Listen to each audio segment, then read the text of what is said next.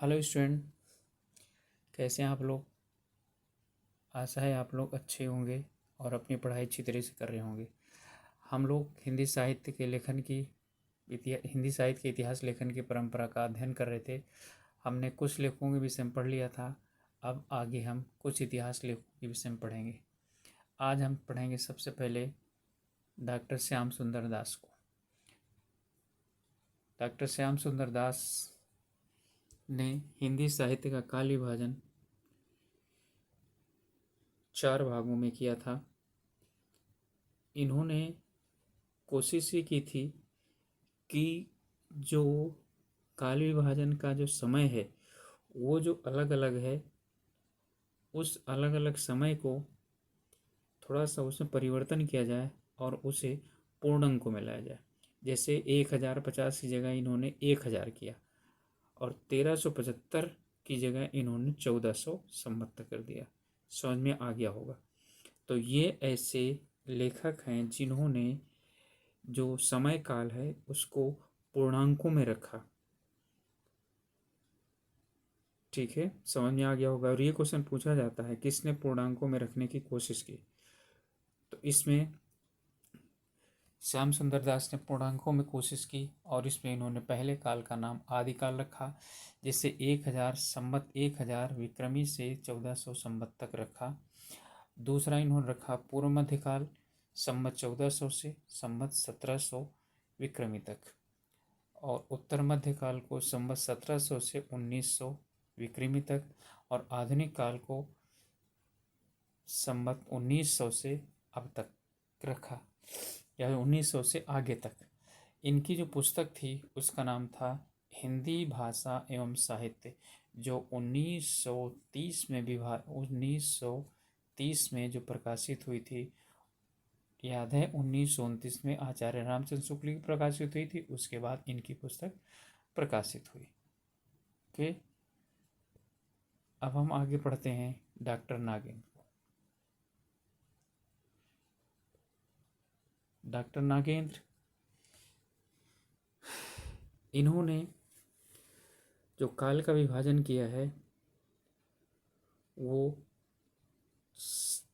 एक तरह से काफ़ी अधिक विस्तृत रूप से किया हुआ है, और इन्होंने जो समय काल है उसे इन्होंने शताब्दी में प्रदर्शित करने की कोशिश की है, भले ही वो पूर्णांक में ना हो और निश्चित ना हो।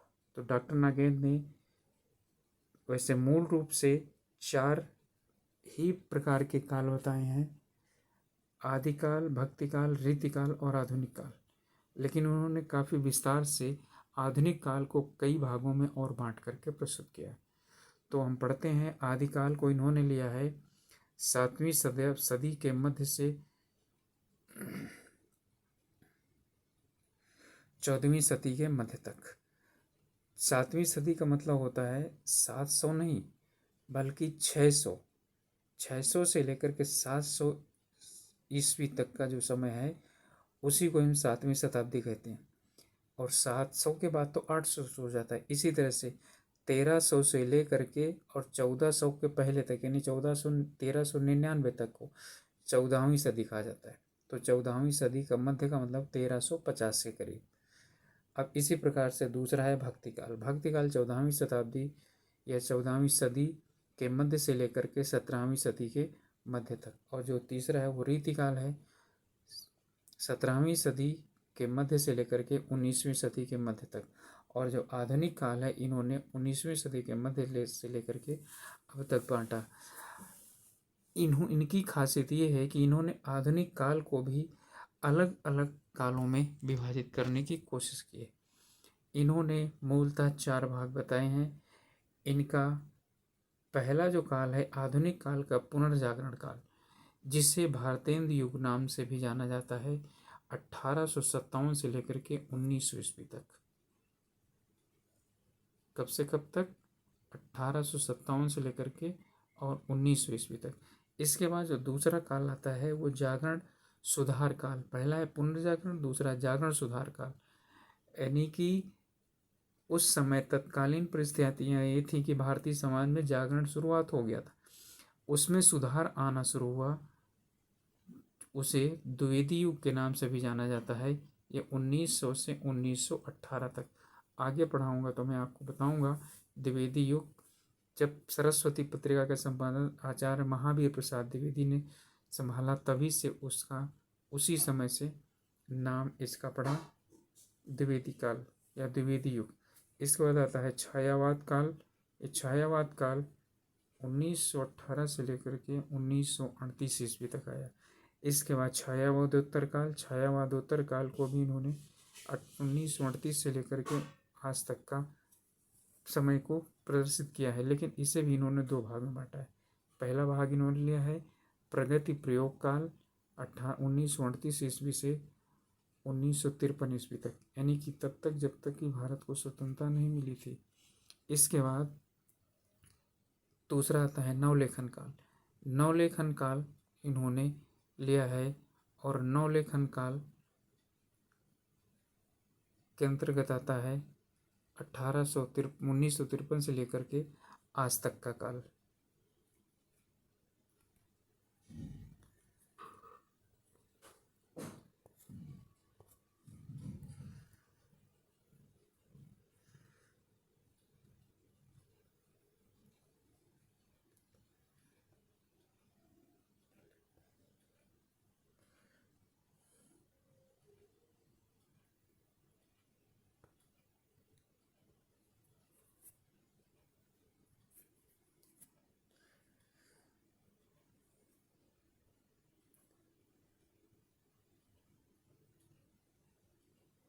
इन्होंने, जैसा कि मैंने बताया, नवलेखन काल को 1853 से लेकर के अब तक माना है।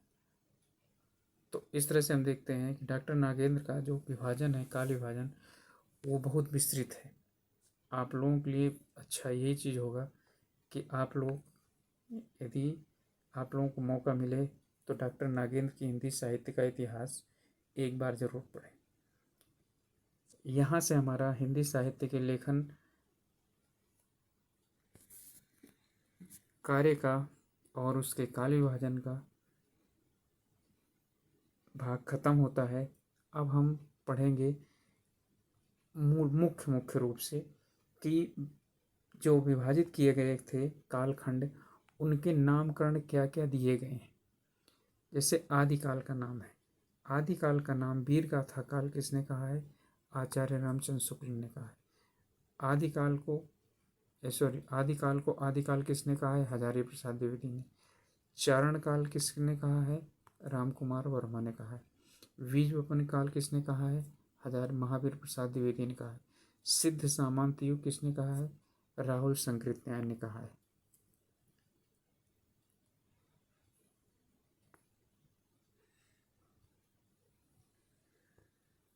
इसके बाद है आरंभिक काल किसने कहा है? मिश्र बंधुओं ने कहा है। प्रारंभिक काल किसने कहा है? गणपति चंद्रगुप्त ने कहा है। इसके बाद भक्ति काल आता है। भक्ति काल का जो नाम है वो माध्यमिक काल मिश्र बंधुओं ने कहा है। भक्ति काल हजारी प्रसाद द्विवेदी ने कहा है, आचार्य रामचंद्र शुक्ल ने कहा है, डॉक्टर राम कुमार वर्मा ने कहा है, और पूर्व मध्यकाल डॉक्टर गणपति चंद्र गुप्त ने कहा है। ठीक है। और एक और भी चीज़ यहाँ से बहुत ज़्यादा क्वेश्चन पूछा जाता है, वो ये कि भक्ति काल को स्वर्ण काल किसने कहा है? तो स्वर्ण काल किसने कहा है? याद है आप लोगों को? बिल्कुल याद होगा। किसने? ग्रियर्सन ने कहा है। ग्रियर्सन ने भक्ति काल को स्वर्ण काल का नाम दिया है। इसके बाद आता है रीतिकाल। रीतिकाल को अलंकृत काल मिश्र बंधुओं ने कहा है।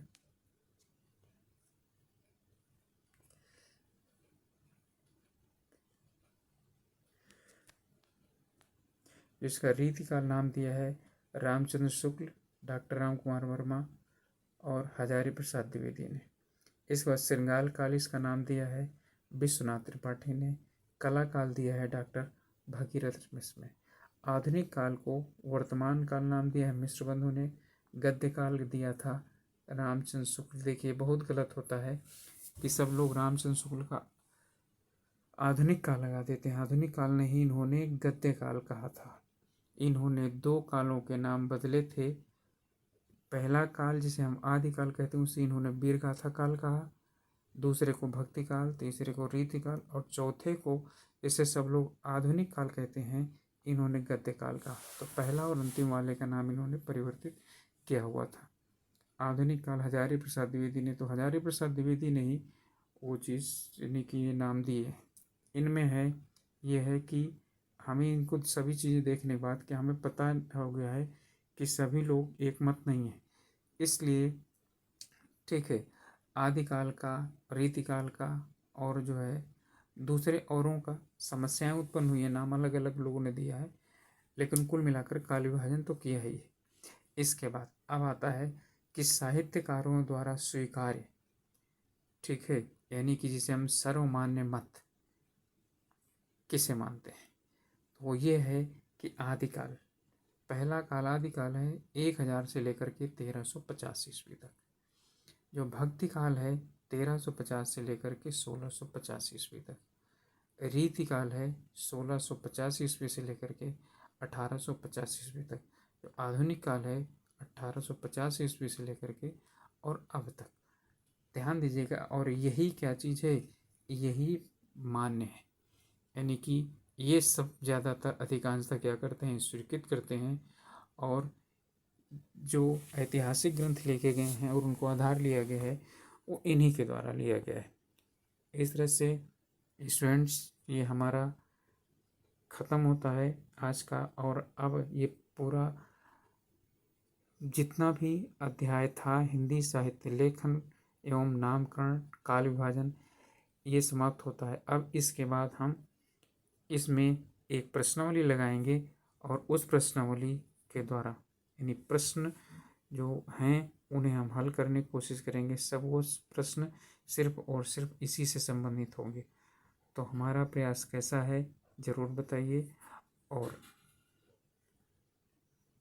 यदि आपको PDF चाहिए तो उसके लिए आप हमें संपर्क कर सकते हैं।